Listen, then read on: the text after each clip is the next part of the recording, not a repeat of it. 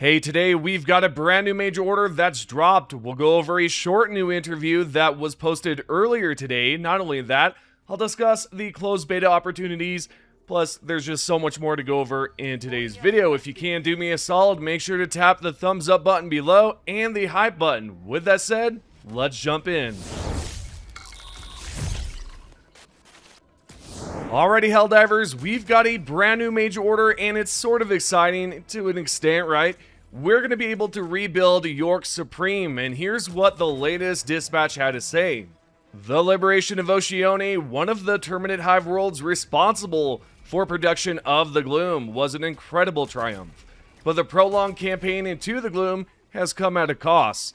Much of Super Earth remains in ruins. Our citizens deserve to be ignored no longer. The time has come to place humanity first.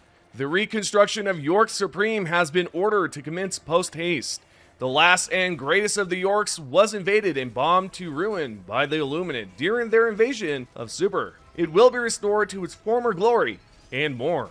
Super Earth megacities are spectacular megalopoli constructed over the course of centuries. The rapid reconstruction of one is a demanding undertaking and will demand massive quantities of construction material. Andar and Astaroth Prime contain large, mostly untapped reserves of limestone, iron ore, and gravel. Permits have been issued for their rapid extraction and protection for the unique biodiversity and natural wonders that exist atop those reserves have been removed. However, one threat remains. Illuminate forces have been observed moving rapidly towards these planets. The enemy will stop at nothing to maintain the brutal destruction they inflicted upon Liberty's heart. The Helldivers are ordered to hold Andar and Astaroth Prime until extraction of sufficient materials is complete. Okay, as you just heard, yes, we have to make sure that we hold Andar and Astaroth Prime. As you can see, they're here on the bottom left, or the left side, I guess, depending on the way you look at it. Nevertheless, you can see that there's one planet right here that we'll have to defend from the Illuminate, but to be fair, I think this might be an easy major order. That is, unless Joel pulls out a card out of his sleeve, essentially, right, and does something here to mess up the whole entire plan. But if we can defend Alaraf, if I'm pronouncing that right, if we can defend this correctly and do it well, then those two planets that we have to hold should remain safe. Again, that is unless, the Illuminate do something different, right? But as of right now, I think we've got this one in the bag. I know maybe it's too early to say that, but I definitely believe it. Alright, so continuing on, we have a diving into the development team part 1 interview, and this is basically a chat between Arrowhead and their production director, Alex Bull, and there's a few questions here. The first one is basically to ask Alex what is his role in Helldivers 2, what can he tell people, and this is what he wrote. Absolutely, I see the producer as a chaos manager. We're here to make sure that the creative direction of my fellow directors turn into something concrete, a plan basically. What we do with the features that we have in mind, with the improvements that we want for the game in a clear timeline with the people we need to make it happen, and make sure that this is released on time and in a state we know we need to be better at. So there you go, you kind of get an idea of what Alex Bull does in terms of producing Helldivers 2. It's really just to make sure everything lands correctly on time and that there's no issues. Now, I don't believe this has anything to do with QA. Essentially, maybe it does. Maybe, QA, maybe he communicates with QA to see if everything's been tested properly. I honestly couldn't tell you. I think this is just for him to make sure everyone is communicating properly, and that's probably just it, if I had to guess. The next question is about timing and cycles of their major updates. How do they look at it internally? Here's what Alex wrote. Preparing an arc is a recipe that we're always trying to improve. Sometimes it's too salty, sometimes it needs more salt. We're constantly trying to improve the live service experience. It usually starts with a very strong fantasy. What do we want the players to experience? Then from that, we create a list of initiatives for the game, from futures to major orders, the war bonds, and so on. In fact, what's interesting here is that for the longest time, our recipe was rather unbalanced. Some would say too spicy, but I'm from Corsica, I love spices. We were focused a lot on content. Listening to the players, we realized as a team that there is more than that. So we're changing our approach. Some initiatives are all about cleaning our live futures, introducing quality of life. We're in the early stages of this, but so far when I look at future arcs, it's promising and something I'm eager to let the community taste.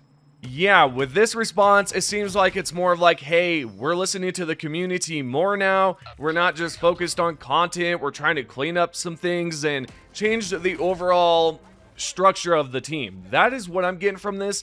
And I believe during the interview a couple of days ago, the game director actually talked a little bit about that, how they're just reorganizing stuff in general. And that seems to be the whole take right here.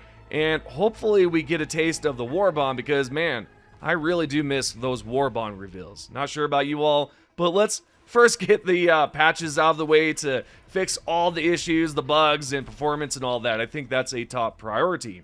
Nevertheless, this is great that they're communicating more, but we need to see action, right?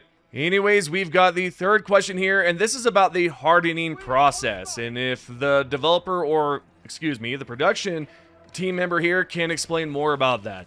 Alex Bull wrote, so hardening is our last step in the development process before release, and it's been something that we've pledged to take as a main priority moving forward. We are currently addressing the issues and looking for more before we release more goodness for the players. For the longest time, our futures would be considered ready and implemented in the release build at the very last minute. We're working with the teams to stop that.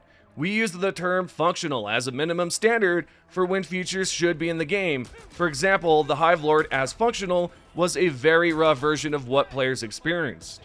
This right here sort of goes back to what he was talking about before, about reconstructing the team, making sure everything's like good to go before they release stuff. And now they're trying to not just drop content because they can.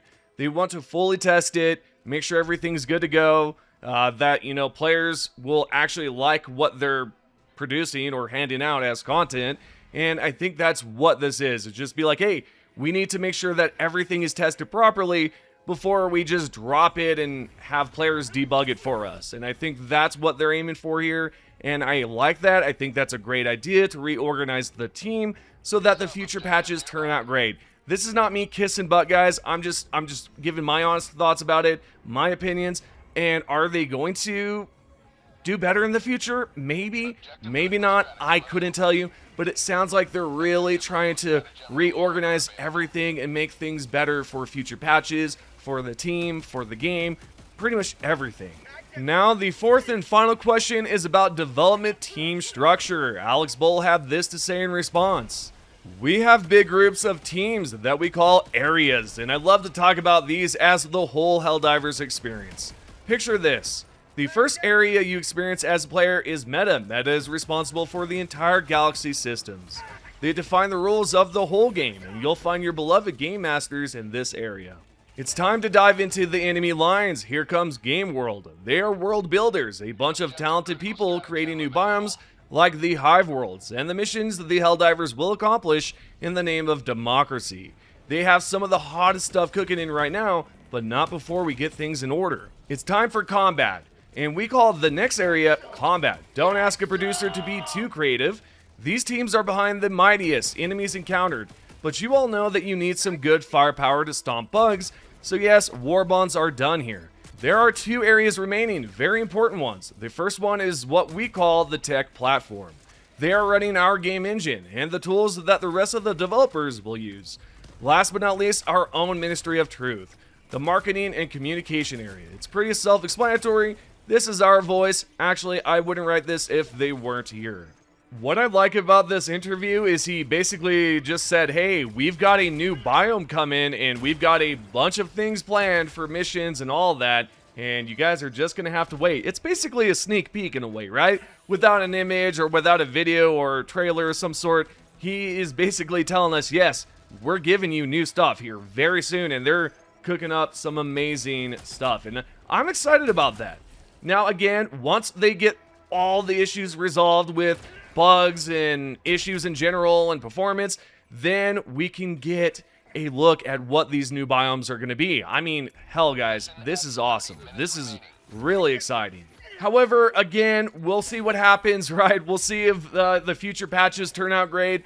I'm always skeptical about stuff because You can say that you're doing stuff, you're changing, but I mean, once we see it in action and we see the proof in the pudding, then things will become much smoother, right? And I'm excited to see what the future holds for Helldivers 2, the team, if things turn out better. But I'd like to know, what are your thoughts about everything? What are your thoughts about this whole interview, the new major order, and all the stuff we just covered?